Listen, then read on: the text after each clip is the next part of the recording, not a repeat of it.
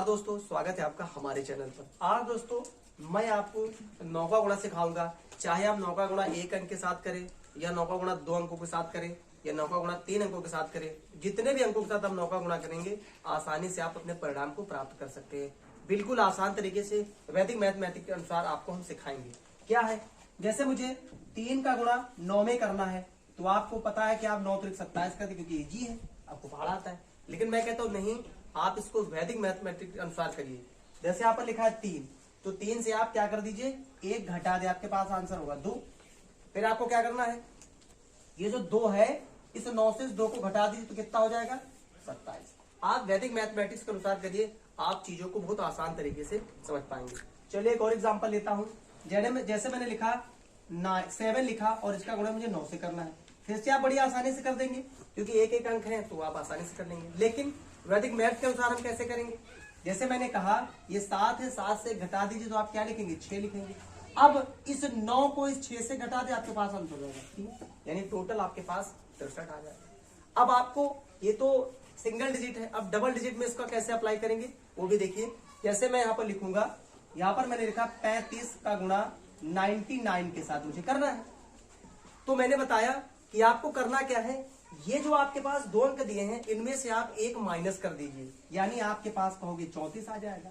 फिर से आपको क्या करना है, ये जो 4 है इस 4 को आप 9 से घटा दीजिए तो आपके पास कितना होगा, 5।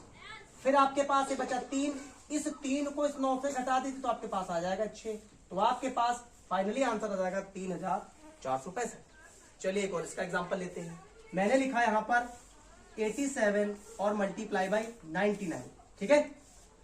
फिर से आपको क्या करना है, 1 अंक इससे घटा देना है तो ये आपके पास कितना हो जाएगा, 86 हो जाएगा। फिर से आपको क्या करना है, ये जो 6 दिया गया है इस 9 से घटा दीजिए तो आपके पास 3 आ जाएगा। ये जो 8 दिया गया इस 9 से घटा दीजिए, आपके पास कितना आ जाएगा, 1 आ जाएगा। ये रहे 2 डिजिट के। अब जैसे आपको 3 डिजिट के साथ करना हो तो मैंने लिखा 324999।